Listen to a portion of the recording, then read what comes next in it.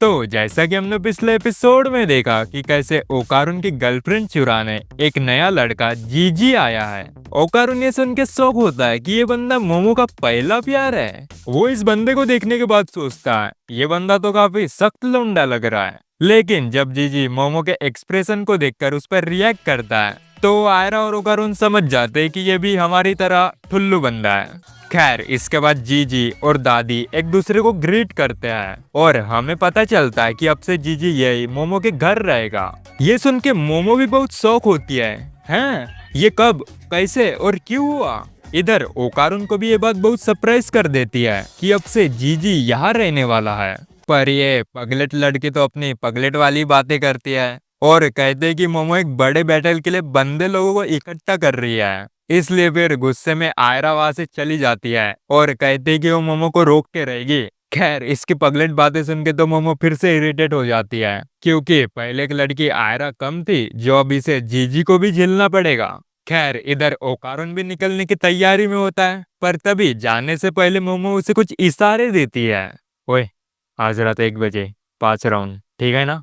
ओकारुन के उसके इशारे कुछ समझ नहीं आते कि वो क्या कहना चाहती है। मोमो फिर बताती कि वो तो बस ये कह रहे थे कि कल मिलते हैं, जैसा कि उसने पहले भी कहा था। ये बात सुन के दोनों थोड़ा इमोशनल फील करते हैं। खैर इसके बाद मोमो दादी से पूछते कि ये सब क्या चल रहा है, आखिर ये लड़का इधर क्या कर रहा है। दादी फिर बताते कि जीजी के पेरेंट्स हॉस्पिटल में एडमिट है, इसलिए अच्छे रिलेटिव्स होने के नाते हमें इसकी मदद करनी चाहिए।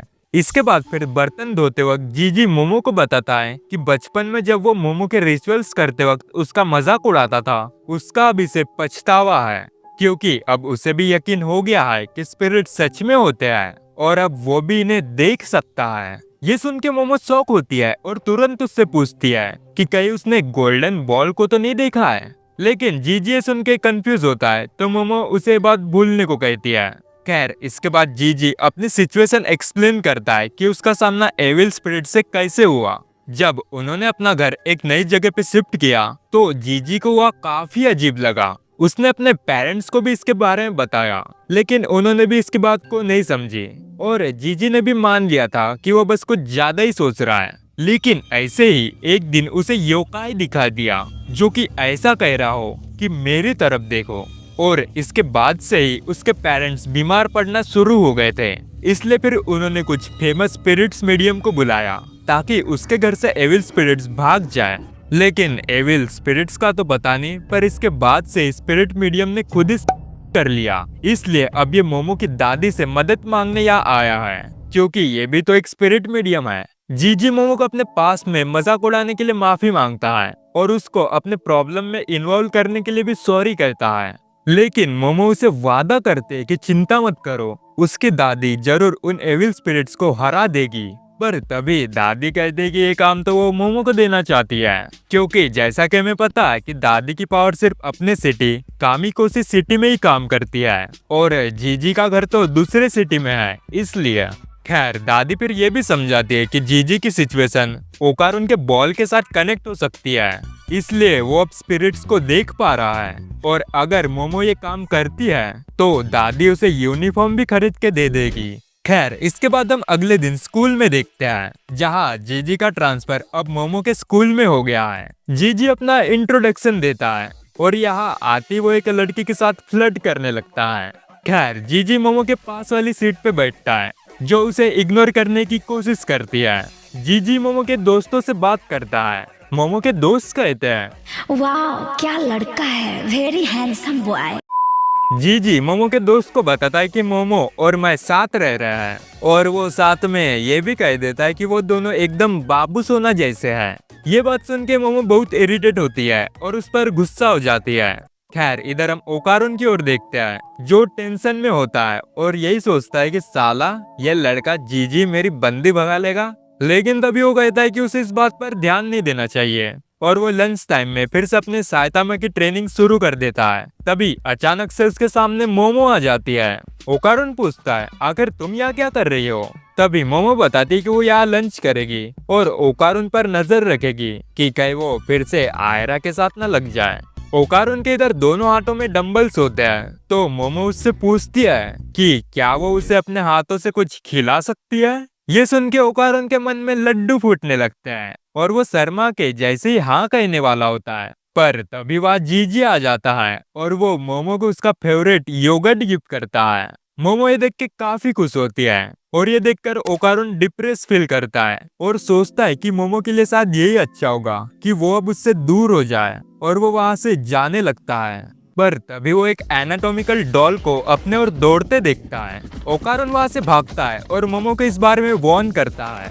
मोमो ये देखकर शॉक होती है और उसे रोकने के लिए अपने पावर्स को यूज करने जाती है, लेकिन तभी जीजी उसको पकड़कर मोमो को बचा लेता है। वो डॉल मोमो के ऊपर से जाती है और तभी उसे कुछ चमचमाती चीज दिखती है, जिससे मोमो को लगता है कि शायद ये ओकारुन की बॉल है। मोमो उसे रोकने के लिए अपने साइकिक हैंड को यूज करके उसे पकड़ती है, लेकिन वो डॉल इतने तेज भागता है कि वो खुद मोमो को भी पकड़ के आगे ले जाता है। इधर ओकारुन मोमो और जीजी को बचाने के लिए उनके पीछे भागता है।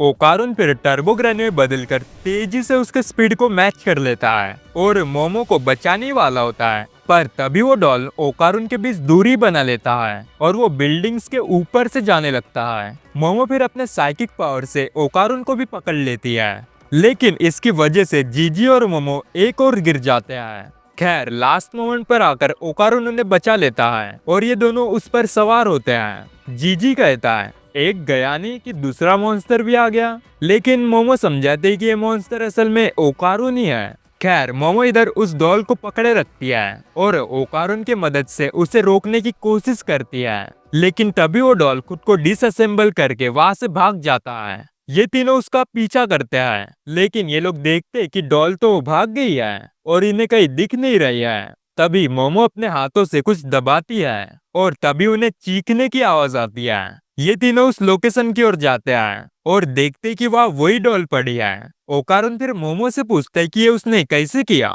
जिस पर मोमो समझाती कि डॉल के डिसेंबल करते वक्त इसने उसके दिल को पकड़ लिया था, इसलिए जब उसने उसे दबाया तो उन्हें डॉल की चिल्लाने की आवाज आई और इससे इसकी लोकेशन का पता चल गया। खैर इसके बाद मोमो उस डॉल से कहती है हम तुम्हें मारने या खाने नहीं आया है, अगर तुम यहाँ से नहीं भागोगे तो हम तुम्हारा दिल तुम्हें वापस दे देंगे, लेकिन जरा तुम वो बॉल तो दिखाना। कभी इस डॉल को किसी की आवाज सुनाई देती है और वो तभी वहां के कूड़े कचरे में देखने लगता है और वहां से एक फीमेल डॉल निकालता है जिसके दोनों हाथ और पैर नहीं है और इसका नाम है हाना और उस मेल डॉल का नाम है तारो।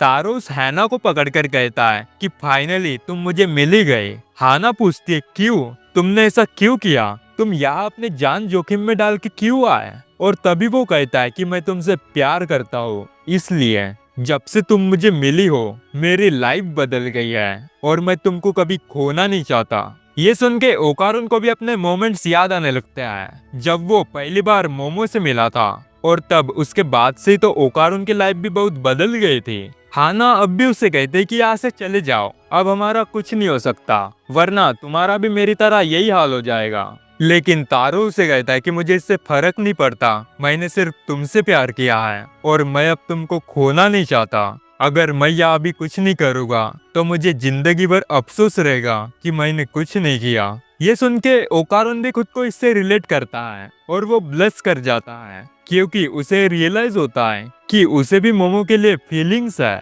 तो बस गाइस ये एपिसोड यहीं पर खत्म होता है, तो मिलते हैं किसी नई वीडियो पे, तब तक के लिए बाय बाय।